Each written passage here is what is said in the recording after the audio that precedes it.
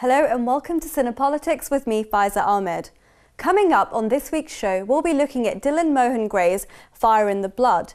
Now, described by the filmmaker as a tale of medicine, monopoly and malice, this documentary is guaranteed to shock you. Fire in the Blood shows how Western governments and pharmaceutical companies blocked the developing world's access to low-cost AIDS drugs. Now, this led to thousands dying, and eventually a group of people decided to fight back.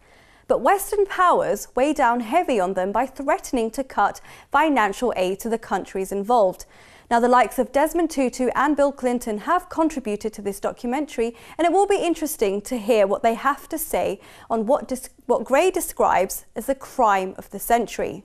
So why hasn't anyone been held accountable for this? Let's take a look. Over 2 million people were reported to have died in that year alone. It's fine for people in rich countries to say this is what it ought to be. They don't have to live in these little villages and watch people die like flies. Where are the drugs? The drugs are where the disease is not. You fight our patent monopolies, we will make sure you die. As long as drugs are not available to everybody, he will not take them. They wanted to know where you could get the raw materials to make the AIDS medicine. The raw materials are all controlled by the multinationals. People are dying and the medicines are in my briefcase. Am I the thief or are they the thief? That's the question I'm asking you. The whole of Africa was being taken for a ride.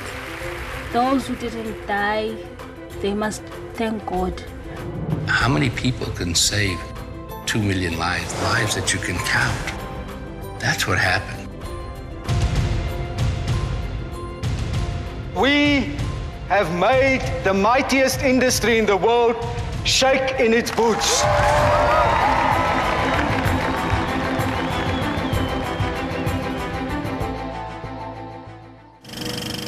Joining us today to discuss Fire in the Blood, we have Agnes Gitau, an expert in all things Africa, and Maria Duarte, film critic for the Morning Star. Welcome to the show, both of you.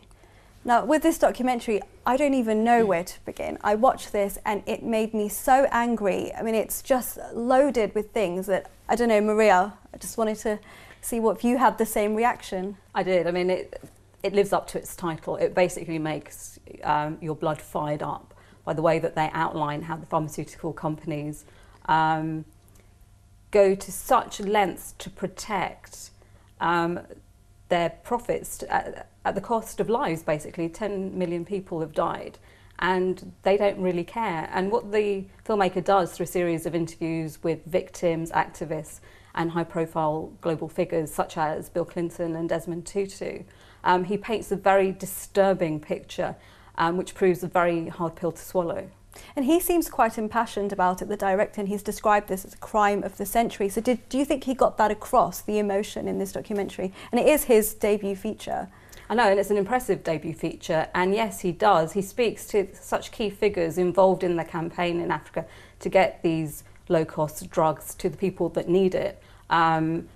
The likes of James Love in the States and an Indian doctor, or rather the guy that owns Dr. Hamid, who's amazing, and what a champion, basically. And he was telling the people in the know back in 2000 that, you know, that they could give low-cost drugs to African countries, but they refused, and the figures are staggering. They are shocking. But Agnes, I want to bring you in here. So let's set the scene for everybody about these patents and the generic drugs. Firstly, how are the patents affecting the lives of thousands in Africa?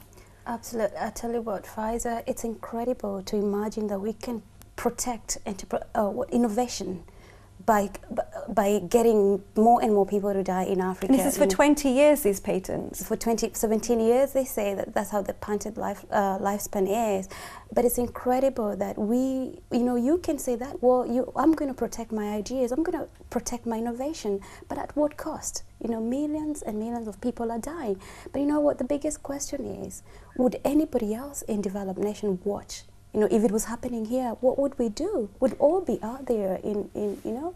And that's what the doctor from Uganda said, that if this was happening in the developing world, will they actually allow their citizens to die knowing that there was medicine out there that could fix the problem? Now, these generic drugs, Agnes, quickly, how do they work? You know, the generic drugs are simply have the same value. They are safe. They have the same sort of impact on whatever cure they're for. They're not different at all. And for somebody, they're less expensive, obviously, compared to the branded drugs. And I guess that's because they're not using, obviously, the research and development that goes into it. They're just engineering. Yeah, absolutely. And what happens is when you're paying for the branded drugs, you're paying for the research cost, you're paying for the marketing, you're also paying for the cost of transportation, which is incredible. Remember that already research to medicine, taxpayers already pay for this. And for pharmaceuticals to charge that on the consumer, I guess it's a crime. And I guess the prices were, for the branded drugs, you're paying $15,000 a year per person. And with the generic drugs, it's something like $850 that the doctors were willing to offer at Cipla, the generic company, for $350. But let's pause there. Let's go to our next clip where representatives from the US administration and the pharma companies try and justify why Africa shouldn't get the ARV drugs. A lot of American AIDS activists were opposed to this. They didn't really care. They felt like they had drugs. If they had cheap drugs in Africa, they thought it might discourage R&D for them. They had insurance, you know, they didn't see the pricing problem. Many in the West feared that treating people in the third world could cause the AIDS virus to mutate and become resistant to the drugs. The rap was you couldn't give drugs to people in Africa because they would misuse them. They wouldn't be compliant in terms of treatment. They'd develop resistance. The resistance would come back and kill Americans or kill Europeans. They are mostly illiterate, can't read the information on the leaflets and the drugs packets, and have to cope without a healthcare system that can tell them about the disease they have. The biggest problem for antiretrovirals, this sounds small, and some people, if you've traveled to rural Africa, you know this. This is not a criticism, just a different world. People do not know what watches and clocks are. They do not use Western means for telling the time. They use the sun.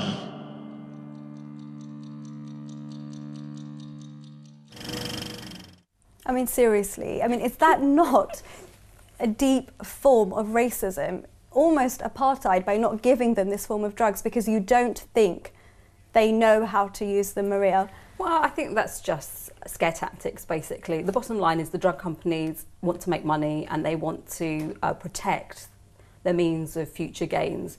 And if they allow these countries to have low-cost drugs, then they're hand in the pies of future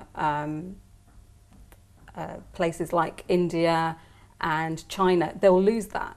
So you get people like this saying this. I'm hoping that he doesn't actually believe that this is just a means to scare people into not allowing these drugs to come into these countries. But it's shocking, it's obscene, it's immoral, frankly.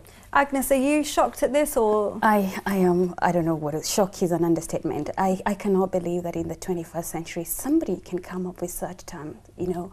And you know what? Yes, we don't have the luxury of telling the time by the sun anymore. You know why? Because of climate change, which Africans have not contributed to. You know, would love to tell the time by the sun. I'd certainly love to.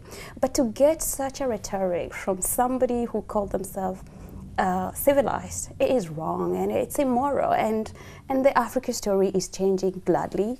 And I guess he probably needs to visit Africa so he can understand what Africa is. But exactly like you said, profiting from death is hardly civilized, and you know the actions from the civilized world. Now, Maria was saying that we can understand the pharmaceutical companies want to profit from this, but what about the WHO? What about UNAID? What were they doing? What about the US government? Why did they not want to know how much it cost to make these drugs so they can get them to the developing world where, you know, this illness is present in rapid numbers. I tell you what, Faiza, I believe, you know, the power of these pharmaceuticals, the hold they have on governments and these organizations. And it's a pity that these organizations are there to protect the livelihood of people, not Africans, but the global society. And it's immoral that they sat back. I refuse to, I cannot believe that these happen without their knowledge. And also, you know what, the lack of leadership from the African government too. You know, African government should start lobbying. They shouldn't just accept what is put in the plate for them. They should be able to ask questions. And, well, I guess it's obscene for such big multinational organizations that have big name to protecting people's lives that this happened without their knowledge. Okay, well, let's go on to our next clip where we see the power the pharmaceutical lobby has over the US administration. But first, we have a snippet as we asked the director of the film who he would most like to screen this film for. Let's take a look. Well, I guess, you know, the answer to that will always be the President of the United States. He would be the one that I would, you know, most relish being able to show the film to. So far, he hasn't been a great standard bearer, either on HIV/AIDS or on, you know, reducing the influence of the pharmaceutical industry, either in the United States or worldwide. But, you know, I think that we could make an impression on him with this film, and as well, you know, of course, given the fact that he's an African American, I would hope that he would feel an even greater sense of empathy to the immense, you know, needless loss of life that we depict in the film. Antiretroviral drugs can extend life for many years. And the cost of those drugs has dropped from $12,000 a year to under $300 a year. Seldom has history offered a greater opportunity to do so much for so many. They mentioned the generic price. I mean, everyone paid attention to it because they thought that was really a signal. Bush appeared to be endorsing the same generic ARVs, which the US government was battling hard in other places to keep out of Africa. I talked to Mitch Daniels, the head of OMB, the people that do the purse strings for the federal government. When the price of AIDS drugs fell to $1 a day, he felt that they had an obligation to support treatment. He also said the entire decision to do treatment through PEPFAR was based on the idea they could buy from Indian suppliers. Uncharacteristically, the White House had not consulted the powerful US pharma lobby in any significant way prior to announcing the plan. The industry was caught almost completely off guard, but quickly fought back. Within days, the administration distanced itself from the $300 generic ARV figure and appointed a stalwart big pharma insider with no background in public health to the newly created position of AIDS czar. And just when you think Bush was going to do the right thing, they go 10 steps back. Maria, do you think the US government is responsible, along with these pharma companies, for the deaths of thousands in Africa, even millions? Yes, I do actually. Bush had a wonderful opportunity to do something good, but as soon as the drug companies found out and that it was going to be, you know, in their detriment, he pulled away. And what's interesting is that Bill Clinton was also interviewed in the documentary. Presumably when he was in power, he did very little, and yet once he left power, he formed his own foundation and he fought very hard to help people that suffer with the AIDS virus. So yes, they do have blood on their hands, and shame on them, frankly. And Agnes, I saw you smiling when Dylan Mohan Gray was talking about Obama. Do you think, I mean, I know he's saying because he has links to Africa, he might do something about it. Are you skeptical about this? Super skeptical, I must say. What Dylan should be focusing is to make this documentary accessible to Africans, you know, not only the African leadership, but African civil society, because the more and more we understand how our hands are tied, the more we start asking the right questions and making our governments accountable. Okay, so as much as I'd like President Obama to say it, he has no solution for Africa. Okay, it is us Africans plus our leadership to start thinking, how can we come up with innovative ways to start manufacturing these drugs ourselves, or start sourcing generic drugs from India? But then in the documentary we see when they've tried to do it, you've always had, you know, the US introducing some laws, whether it's the TRIPS agreement, or when they had the UN fund. The US had said that if you use this to purchase generic medicine, we will pull out of the fund. So what are they supposed to do? What they should, well, Africa should speak in one voice, because if one African country speaks on its own, obviously they're powerless, okay? But we need to realize that we can lobby too. We're a people. It's human rights. It's people's lives here. It's not about business, and it's not about putting profits before the lives of human beings. And you know what? I believe the more and more, when you saw in the documentary, that people are defiant, people refuse to be cowed and stand up. You know, we've seen great characters come up, you know, the people Dylan interviews. And I think we can't just say we can do nothing. We can try. You know, we can make bold steps like what these guys have done. And I'm sure, and having conversation like this, I guess it's a starting point.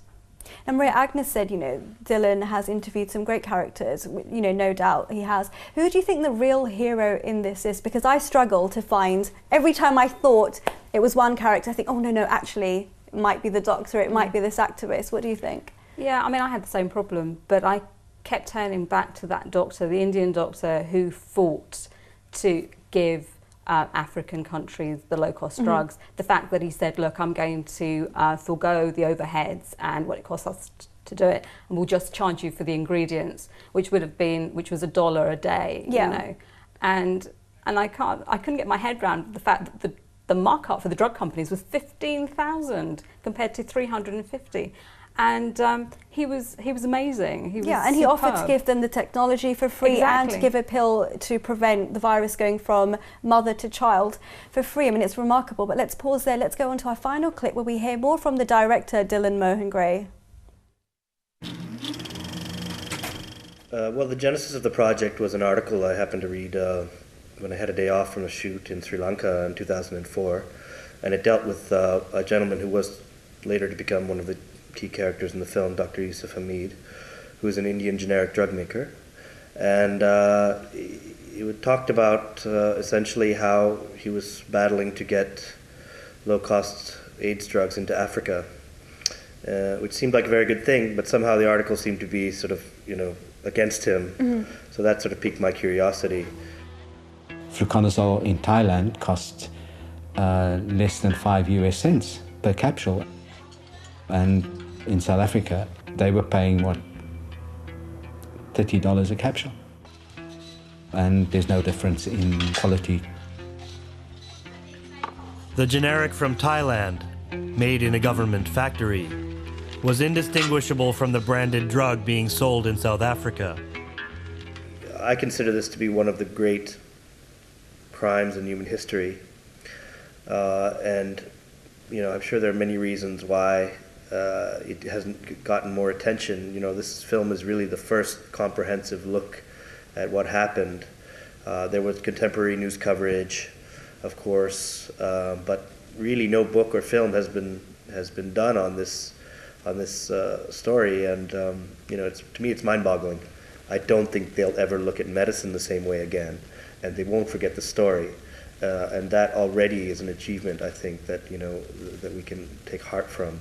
And then beyond that, obviously, we would love to be part of changing policy in order for, you know, the conditions that created this atrocity to, you know, to be changed. Pfizer's patent, however, made importing it a criminal offense. We don't have the intention of breaking the law. What we will be doing is breaking Pfizer's patent. We will be showing that Pfizer and other companies are abusing their patent. We have no criminal intention. Our only intention is to defend people's lives. You know, the first step is for us to acknowledge we have a problem. A lot of people don't feel we have a problem. A lot of people don't think the fact that, you know, the system of developing and commercializing drugs essentially excludes the overwhelming majority of the world's population is a problem. So, I think the first step is to say, this is not working. The current system is not working. Okay, I'm going to have to make this bad joke and get it out the way. That Faiza has got nothing to do with me. It's a different company. Maria, now Dylan said that he hopes this film can be part of change, it can add to policy change, but has it got the potential to draw in that mass audience? Because I love this, absolutely love this documentary. I think it's a problem that a lot of documentaries have, that yes, they rouse you, but the people that need to see it don't get to see it, and you need to give it as much publicity as possible to get people, a wide-ranging people, to see it, because at the moment, AIDS isn't newsworthy anymore. It really isn't. And when you add Africa and developing countries to that sentence, people just sadly and wrongly aren't interested. So you need something like this film to get it back into the forefront of people's minds. And how did this compare with other documentaries on the subject? And I know very recently we had How to Survive a Plague. So I think, well, it fares as a debut film. It's pretty powerful and gets the message across quite forcibly. Because I absolutely loved everything about this, from the musical score to the content in there. I mean, I thought he's done a terrific job, and people do need to see this. But Agnes, why hasn't this topic had the coverage it deserves? Well, you know who is in control, so the pharmaceutical companies have, who has the money, and that's why it hasn't had the right coverage. And obviously, as Maria rightly puts it, it's Africa. Who cares? It's Africa. Well, and I guess he tries, he brings out this documentary, which is very well balanced. He tackles facts. He gives you the figures, so it's not just emotional. He doesn't just rouse your emotion. He gives you the facts. And I guess the conversation starts now. The hard work starts now, because today we have AIDS. What about tomorrow? So a great documentary for me, and a great documentary that I think should be accessible to everybody who has the capability to make decisions. Because this problem isn't over yet. Okay, fair enough, they've got the generic drugs. But what about the next line of treatment? Because as we know, you can build resistance to these drugs and you might need second line therapy, but if you're putting patents on that for another 20, 30 years, then what? I mean, can Africa ever get to a position where they do not rely on foreign drugs? Yeah, you see, this dependency, and I mentioned it earlier, so it's us to start thinking, how can we be innovative like these Western, researchers, and come up with our own way of manufacturing our own drugs? And how can we be able to overcome such strong lobbies, with the little money that Africa has? And how can the citizens, it's up to the citizen to hold their governments accountable and make sure that the money is spent for the right things. I guess how many African governments put money aside for research? I'll probably bring very briefly the story of an AIDS drug. A doctor came up with a research on a Pal Omega drug that WHO rushed to stop it. And I guess the same story like this Indian doctor, Yusuf Hamid, something that is able to cure people, you criminalize it. Somebody trying to help, and I think who is a criminal here is this pharmaceutical company. Yeah, exactly, like he said, I'm not the thief. No, they're the thieves. And the irony is that ingredients within the branded products, the drugs, are made in India. Exactly, and that's where they get them from. That's the irony, but because they don't tell people that, they kind of hide that under the carpet. Exactly. Well, no one's the wiser. Unfortunately, we've run out of time. We're going to have to stop there. But if anyone is interested, please go on to the website www.fireintheblood.com and see what else you can do. But I'd like to thank both of my guests, and of course to all of you at home. If you'd like to get in touch with us, you can do so by emailing us at cinepolitics@presstv.co.uk, or you can join our Facebook fan page. Thank you for watching, and we'll see you next time.